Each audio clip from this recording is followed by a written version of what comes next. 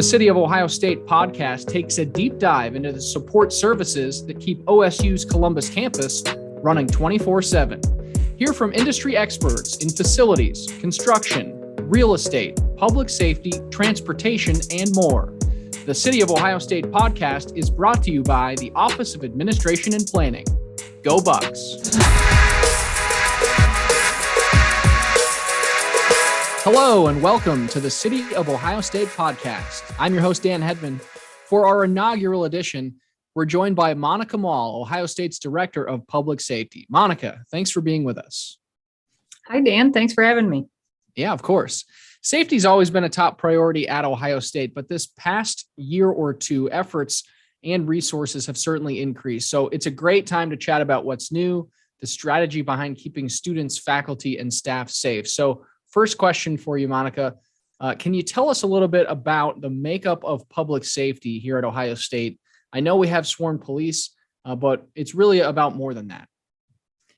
Yeah, we do have a police division with an authorized strength of 70 sworn officers from the chief of police on down to the newest officer. But public safety actually has about a total of 260 employees at Ohio State, and they're spread across 5 different divisions.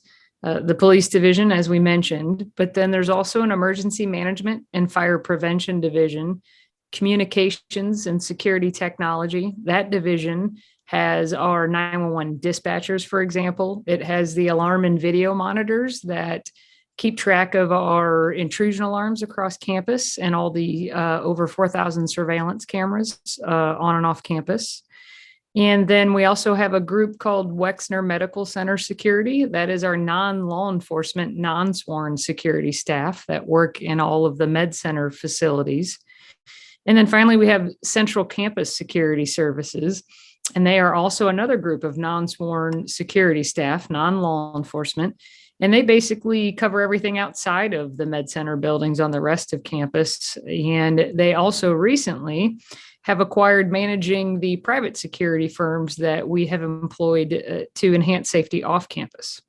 Great. So yeah, a lot of hands helping out at Ohio State, and that's for campus. And then as we go across the street, obviously working with Columbus Police. So we obviously, a lot of times you and I will talk about Ohio State Columbus campus as a city almost within a city, but we know a lot of Ohio State students live off campus too. So for that reason, I know you have a close working relationship with the city of Columbus and with CPD. What has OSUPD and CPD done to expand patrols off campus and work together to keep people safe? I'm glad you asked that, because jurisdiction can be very confusing for our university community members. That Ohio State University Police has jurisdiction on anything that the university owns. And then about half of our students, though, live off campus in the city of Columbus's police jurisdiction. And we have to have a very close working relationship with them to make sure our students off campuses are getting the same, off campus are getting the same safety services. And so some of the things we've done to bolster our protection of our students off campus is, our mutual aid agreement. Every 3 years, we renew that agreement, and we're going through that process right now. Part of that agreement is, for example, something new that will occur this year is the university has some new buildings, University Square, that are just across High Street. And some of our university staff are already in there, and then others will be moving into those buildings soon. And so we have worked it out with the Columbus Police, that OSU Police would have jurisdiction of those buildings. Also, we have a program through that mutual aid agreement called Crime Interdiction, and that is where the university pays overtime to both OSU PD officers and Columbus police officers to work jointly and work together to do extra patrols above and beyond the normal shifts in those off-campus neighborhoods. And then also there's a provision that allows for something that's a little more permanent than those overtime patrols, which is joint patrol. And we're actually in the process of selecting 3 Ohio State University police officers to make it their full-time assignment, 40 hours a week, to patrol with Columbus Police across the street in those off-campus neighborhoods. So just to be clear, OSU Police primarily on the Columbus campus, but there are times when, especially partnered with a CPD officer, they'll head east of High Street, for instance, where some students live. Yes, that is true. Whenever they're teamed up in the capacities that I just mentioned, they will have jurisdiction and will work with CPD. And how does that help with the sharing of information between the agencies? Well, the university has a lot of support services that we can provide to students. And so when our officers are working with Columbus Police across High Street and become aware of things that are impacting our students, they can be that liaison to student advocacy and student life and other groups that can then offer outreach and support to our students. That's great. So beyond police, I know there have been additional non-sworn security. You referenced that earlier, but what other things has OSU done in terms of lighting cameras or non-police solutions in the off-campus area? A lot of new things in the last year or so. We have, for example, added 18 cameras off campus. I mentioned we have over 4,000 on campus, and we've tried to expand that camera coverage off campus a bit. We have 9 fixed cameras that are in fixed locations. And then we've also deployed 9 mobile cameras that could be moved to different areas. And we deployed those based on crime statistics on where we thought the highest number of incidents were occurring. And then in addition to that, we deployed 20 light towers that are also mobile units to try to brighten the areas of the university district that our students live in and frequent. And we have partnered with the city to enhance their street lighting. And so they're adding lights and putting in LED bulbs, brighter light bulbs in the current light fixtures. And that's actually allowed us to take away 10 of the light towers that we had out there out of those 20. So about half have been removed because the city has improved the lighting. And then we went out and tested it and made sure it was adequate. And our long-term goal really is to have permanent lighting improvements to where we could remove all of those light towers. And then in addition to that, we have deployed license plate reader cameras, and we have over 60 of those now out in the university district. And we have engaged in a trial period with that company where 60 days, we're given 60 days to take a look at the effectiveness of those cameras. And so all of those are things, examples of other security technology in addition to police and security patrols that we've deployed in the university district across High Street in the past year. Yeah, it's hard to paint with a broad brush, but just generally, all these things you're talking about, is it working? Yeah, it does. It definitely seems to be working. Again, that collaboration with the city police allows us to share crime statistics, and we communicate daily about incidents, but then we take a step back weekly and look at, more holistically at the crime stats. And the 3 major crimes that we were most concerned about at the beginning of the fall semester were aggravated assault, residential burglary, and individual robbery. And as we have been tracking those 3 crimes closely in the areas that we have the security technology deployed, crime's been down since we started this, an average of about 60 to 70% in those 3 categories. So I would say all of these added safety initiatives are having the desired effect. So you talk about crime reporting, that segues nicely into what I wanted to ask about here. I know the university recently launched a new community crime map. Can you explain for the listeners briefly why this switch was made? Particularly, how does this differ from the previous system? And then how you incorporate any feedback from parents and students when you make a change like that?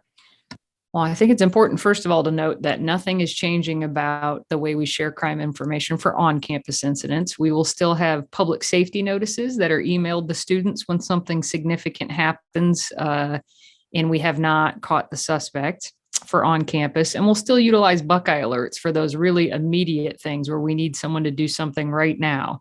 So that won't change for on campus. But what we used to do for off campus incidents is we would email neighborhood safety notices out to students and university community members to let them know about more significant crimes. Usually it was crimes of violence like a robbery or an assault where the suspect had not been apprehended yet.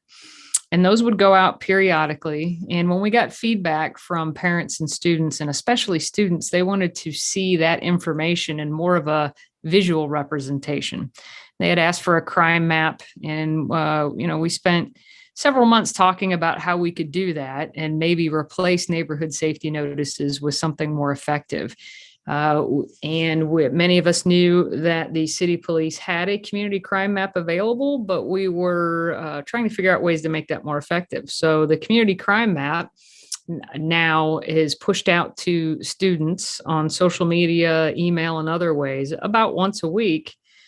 And we try to make it a one-click solution. So when you click on it, the map is tailored to show a 1 mile radius around campus. And it shows those 3 crimes I mentioned that we track most closely: aggravated assault, individual robbery, and residential burglary. And it'll show it for the 30-day period, the prior 30-day period, from any time you click on the map. And it kind of lets a student know exactly where these crimes are occurring. And it gives the whole month rather than reading one email and not really retaining the prior emails that we had sent. So we think that's a better solution. But if you want more than that, you can go in when you click on that map and show more crimes, a larger area, a smaller area. You can really tailor it to meet your needs. And you can also sign up for daily, weekly, or monthly email alerts on the crimes that you select and that you care most about. So we think it's a kind of combines the old method with this new visual representation, and we think it will be more useful to students. And we did meet with student leaders a couple times to get feedback and get their input. And then also Student Life has a parent family roundtable that meets monthly. And we touched base with that group a couple times too to get their feedback and input before we implemented this. So if you like the emails, you can still set this up to receive emails. And then just real quick, in 10 seconds or less, is this speeding up or slowing down the process? I know the previous ones weren't real-time alerts, but is this comparable to the timing of getting information out that you had before? Yeah, I think that was sort of a misunderstanding about our neighborhood safety notices. They were never meant to be real-time alerts. We needed time to gather all the complete facts and information from Columbus Police before we sent them. So they often went out the next day. And I would say if you sign up for daily alerts like I have, it's about the same or faster in terms of getting that information that an incident has occurred, because it's coming right from the source, from CPD's crime records. And that's where we would get it, but we would have to receive it, look at it, and then resend it. And this goes directly to the user. So I would say the time is about the same. And in some cases, it's been a little faster.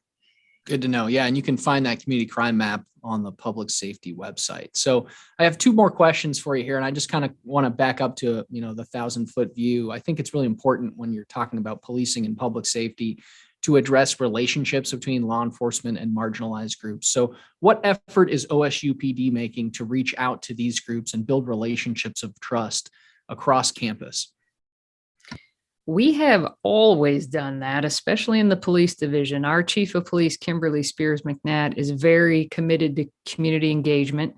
And community engagement, it's important for all facets of the university community, but even more important for historically marginalized groups and those that haven't had the best interactions potentially with law enforcement in the past, and who might not feel as comfortable engaging and interacting with us. And so we have to kind of take that extra step and reach out on our own and try to build relationships.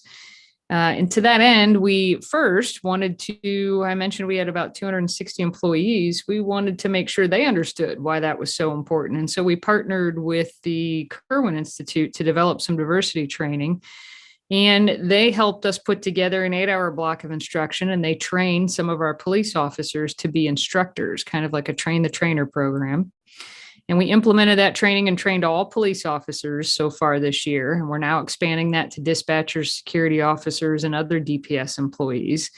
And a portion of that training is to explain why these community engagement activities are so important in enhancing the safety, because safety means different things to different people. And not everyone feels comfortable interacting with police. And sometimes police can make them feel unsafe due to their perception of police. And so through our public safety advisory committee, barbecues that we have, our community police academy, panels, open forums, we really try from the top down. From the chief is very busy with community engagement activities, but she's also trying to get all of her officers involved to make sure that we build and maintain those relationships and keep open lines of communication. It just shows that research and learning doesn't stop in the classroom. It happens at OSUPD too. So great conversation, Monica. I appreciate you taking the time to discuss safety and all things Ohio State has going on. Thanks, Dan. It was great talking to you.